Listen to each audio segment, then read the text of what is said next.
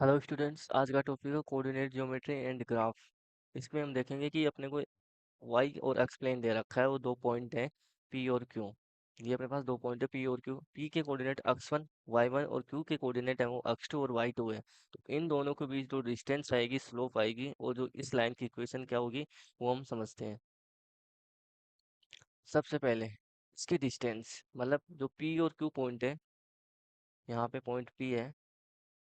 P और Q point की जो डिस्टेंस आ जाएगी वो आ जाएगी रूट ऑफ x2 माइनस का x1 का होल स्क्वायर प्लस का y2 माइनस y1 का होल स्क्वायर। ये पी ऑफ क्यू है।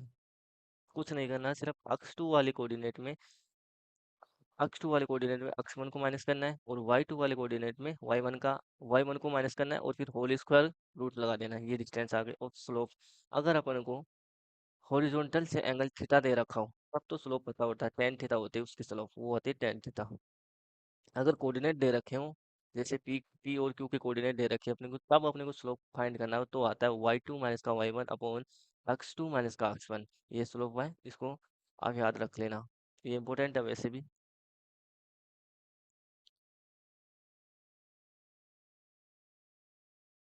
ये स्लोप, ठीक है, इसको इसको अच्छे से याद रख लेना। अब आते हैं लाइन इक्वेशन। जो पी क्यू लाइन है, इसकी इक्वेशन क्या होती है? कोई भी लाइन की इक्वेशन होती है वो होती है y बराबर एम एक्स प्लस का सी। जहाँ पे m होता है वो होती है स्लोप, m होती है स्लोप। तो स्लोप की वैल्यू यहाँ पे रख दी अपने ने, y2 माइनस का y1 अपॉन x2 माइनस का x1 इंटू एक्स प्लस का सी। ये आगे लाइन की इक्वेशन। अब चलते हैं नेक्स्ट पॉइंट की तरफ। अगर अब इसमें कंडीशन दे रखी है कि थीटा 90 होगा तब क्या होगा, थीटा 0 होगा तब क्या होगा, थीटा इस एवरेज इस रेंज में होगा तो स्लोप क्या होगी। ठीक है, अब इसमें दे रखा है इफ थीटा 0 से अगर 90 के बीच में होगा तो देन स्लोप इज पॉजिटिव। मतलब ये ग्राफ था अपने पास, ये 90 एंगल था। अगर एंगल जैसे ये लाइन है, ये लाइन, ये लाइन, ये लाइन, ये लाइन, जब तक थीटा 90 से छोटा हो तब तक इसकी स्लोप पॉजिटिव हो जाएगी, क्योंकि इसकी हॉरिजॉन्टल से एंगल कितना है, 90 से कम है, इसका भी 90 से कम है। तो इन सब की इस फर्स्ट क्वाड्रेंट में जो आएंगे, मतलब एंगल फर्स्ट क्वाड्रेंट में आने चाहिए, वो एंगल 90 से छोटा होना चाहिए। तो उसकी स्लोप ऑलवेज क्या होती है, पॉजिटिव। एम क्या होता है, positive. If theta 90 then slope is infinity. अगर थीटा 90 कब होता है, ये 90 होता है, तो इसकी स्लोप कितनी है, इन्फिनिटी। इन्फिनिटी है क्योंकि टेन 90 की वैल्यू होती है, वो होती है इन्फिनिटी। और स्लोप भी अपने पास टेन थीटा होती है, तो थीटा की वैल्यू 90 रखेंगे तो वो अपने पास इन्फिनिटी आ जाएगा। और tan of zero then slope is zero. Theta zero कब होगा, जब इस हॉरिजॉन्टल लाइन पे कोई लाइन आएगी और उसकी स्लोप होगी, वो होगी जीरो। कैसे, टेन ऑफ थीटा। अब टेन थीटा की वैल्यू जीरो रखेंगे तो टेन जीरो होता है जीरो। ठीक है, तीन टेन 90 होता है इन्फानाइट, और टेन जीरो होता है zero. If straight line parallel to axis then slopes zero. ये ऐसे बोल रहा है, अगर कोई स्ट्रेट लाइन है वो अक्स के पैरेलल है, ये अक्स है, अक्स के पैरेलल कौन सी लाइन हो सकती है, ये लाइन, ये लाइन, ये लाइन, ये अगर इन सब की जो स्लोप होती है एम, वो जीरो होती है ऑलवेज। ठीक है, ये अपने चार पॉइंट देखे। और नेक्स्ट पॉइंट देखते हैं यहाँ पे। जैसे ये दे रखा है अपने को, एक ग्राफ दे रखा है वाई एक्स का ग्राफ दे रखा है। इसमें तीन स्ट्रेट लाइन दे रखी है, M1 M2 और M3। M1 M2 M3 है स्लोप, इन लाइनों की स्लोप है। तो अपने को रिलेशन बताना है कि स्लोप किसकी ज़्यादा होगी। तो सबसे पहले देखेंगे कि ये एंगल कितना है, ये एंगल और ये एंगल और ये एंगल, ये एंगल, ये एंगल, ये एंगल। ठीक है, सबसे बड़ा एंगल किसमें है, सबसे बड़ा एंगल है M3 में। तो अपन देखते हैं कि, एक मिनट रुकना। जब एंगल 0 से 90 जा रहे थे तो स्लोप बढ़ रही थी, 0 पे 90 थी और 90 पे इन्फिनिटी चली गई थी, मतलब स्लोप इंक्रीज हो रही है। तो देखेंगे कि M3 में है ना सबसे ज़्यादा वैल्यू आएगी स्लोप की, फिर M2 में आएगी, फिर M1 में आएगी। तो ये रिलेशन है, क्योंकि जब 0 से 90 जाते हैं तो स्लोप भी 0 से इन्फिनिटी जाती है। ठीक है, जब एंगल 0 से 90 जाते हैं तो स्लोप भी 0 से इन्फिनिटी जाती है। तो इसकी वैल्यू आ जाएगी M3 greater than M2 greater than M1। अब चलते हैं सेकंड में।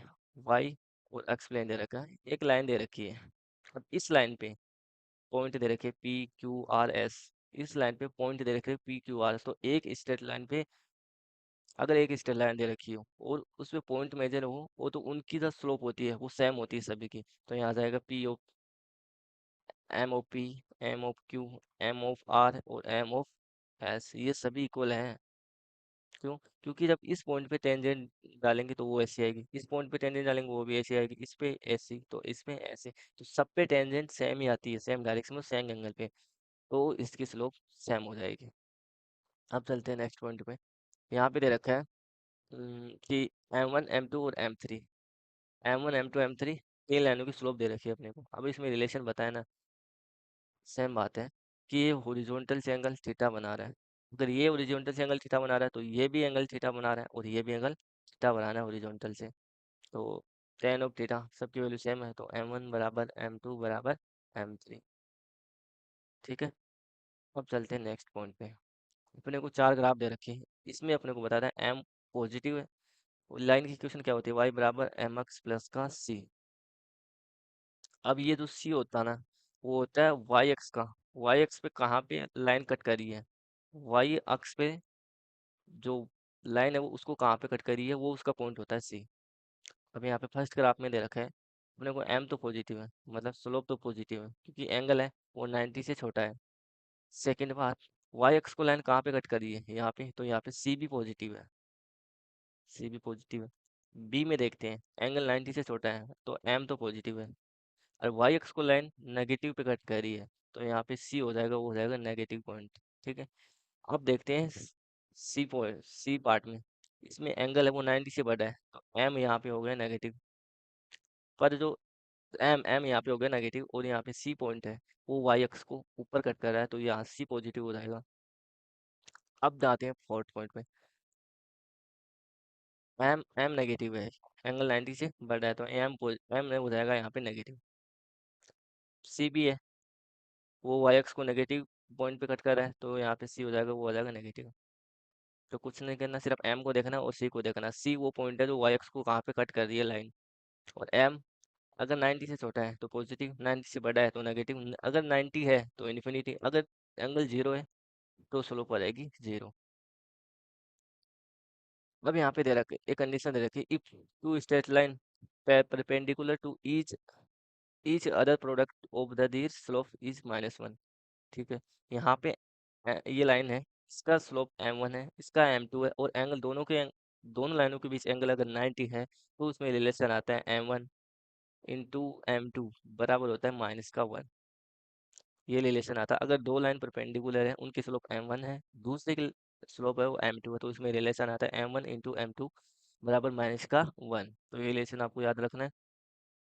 अब चलते हैं अपन नेक्स्ट पॉइंट पे। Equation of circle, equation of circle होती है वो, इक्वेशन ऑफ सर्कल ये होती है क्या? x माइनस का अक्ष नोट का होल स्क्वायर प्लस का y माइनस वाई नोट का होल स्क्वायर बराबर आर स्क्वायर। आर जहाँ पे होती है वो होती है रेडियस, ये रेडियस होती है। अगर ये ये इक्वेशन सर्कल की होती है, अगर इसके सेंटर 0,0 पे है, अगर इसके सेंटर 0,0 पे है तो अक्ष नोट की वैल्यू 0 और वाई नोट की वैल्यू 0, तो यहाँ से इक्वेशन आ जाएगी सर्कल की एक्स स्क्वायर प्लस का वाई स्क्वायर बराबर आर स्क्वायर। ये ये एक सर्कल की इक्वेशन आ गई जहाँ पे आर रेडियस है। ये ये कौन सा सर्कल है जिसका सेंटर 0,0, मतलब ये वाला सर्कल है, और ये अक्स माइनस का अक्स नोट का स्क्वायर है जिसका सेंटर है वो शिफ्ट हो किस पे, अक्स नोट और वाई नोट पे, तो उसकी इक्वेशन ये आती है सर्कल की। सिंपल सा है। ये सर्कल की इक्वेशन ध्यान रख लेना। और चलते हैं नेक्स्ट पे। इलिप्स, इलिप्स इलिप्स इस प्रकार का होता है, और जिसके कोऑर्डिनेट होते हैं वो होते हैं a,0, 0,b, -1,0 और 0,-b। ये वाली साइड जो वर्टिकल वाली साइड होती है वो होती है 2b, और हॉरिजॉन्टल वाली साइड होती है वो है 2a। और इक्वेशन ऑफ सर्कल क्या आती है? X square upon A square plus का Y square upon B square बराबर 1। ये इक्वेशन ऑफ सर्कल आती है, तो इसको याद रख लेना। अब चलते हैं नेक्स्ट पॉइंट पे। General formula of area and volume. Area of square, area of square होता है साइड स्क्वायर, ये फर्स्ट फॉर्मूला हो गया। Area of rectangle, length into breadth. ठीक है। Area of triangle, half into base into height. अब triangle में base कौन सा है आपको पता है? ये ये तो होता है बेस, ये होता है बेस, और ये वाला होता है हाइट। ठीक है, एक ट्राइंगल में एरिया ऑफ सर्कल पिछले देखा था, तो सर्कल का एरिया होता है पाई आर स्क्वायर। आर है वो यहाँ पे है radius. Surface area of cube. Cube कैसा? क्यूब यहाँ पे बना ही देते हैं, एक मिनट। क्यूब बोले तो ये वाला क्यूब, ये क्यूब है, सॉरी, ये क्यूब है। Surface area of cube 6 L square. L है जहाँ पे साइड, जैसे ये साइड होगी एल। ठीक है, ये हो गया एल, ये भी हुआ एल। तो ये साइड है क्यूब की एल, तब इसका सरफेस हो जाएगा, वो हो जाएगा 6 L स्क्वायर। अब यहाँ पे चलते हैं volume. Volume of cube L cube. Volume of square 3/4/4/3 pi R cube. R जहाँ पे है वो है रेडियस।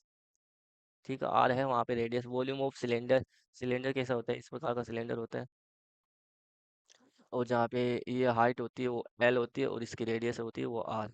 ठीक है, तो ये वॉल्यूम ऑफ सिलेंडर हो गया। Volume of cone, half half pi R square into H. Cone cone क्या होता है? इस प्रकार का होता है कौन, इस प्रकार का तो होता है कौन, जहाँ पे ये आर रेडियस है और एच हाइट है। तो इसका वॉल्यूम आ जाएगा half half pi R square into H. तो अपने जो इसमें कोऑर्डिनेट ज्योमेट्री में कुछ नहीं देखा, सॉरी, इसमें मतलब सिंपल सिंपल सा जो ग्राफ थे वो देखिए, और कोऑर्डिनेट ज्योमेट्री क्या होती है वो देखिए। सबसे पहले तो अपन यही देख लिए कि स्लोप, ये दो पॉइंट दे रखे हैं, उनके स्लोप और डिस्टेंस और एक लाइन की इक्वेशन क्या होती है। तो ये सिंपल था एक। फिर अपन यहाँ पे स्लोप में रिलेशन फाइंड करेंगे अलग अलग ग्राफ से। यहाँ पे 3 ग्राफ दे रखे थे, फिर एम पॉजिटिव है, सी पॉजिटिव, सी है, वाई वाई एक्स पे जो लाइन कट करती है वो पॉइंट होता है, वो होता है सी। यहाँ पे अगर 2 लाइन परपेंडिकुलर है, एक का स्लोप m1 है, दूसरे का m2 है, तो दोनों में रिलेशन आता है m1 इंटू m बराबर माइनस का 1। यहाँ इक्वेशन ऑफ सर्कल हो गया था, एलिप्स हो गया था, और general formula of area and volume simple. तो थैंक यू स्टूडेंट्स, ये जो अपना बेसिक मैथ था, बेसिक मैथ आज कंप्लीट हो चुका है। बेसिक मैथ आज कंप्लीट हो चुका है। नेक्स्ट नेक्स्ट अपन चैप्टर करेंगे, वो करेंगे वेक्टर। ठीक है, नेक्स्ट चैप्टर होगा वो होगा वेक्टर। आज बेसिक बेसिक मैथ कंप्लीट। तो मिलते हैं नेक्स्ट वीडियो में वेक्टर के फर्स्ट लेक्चर से। थैंक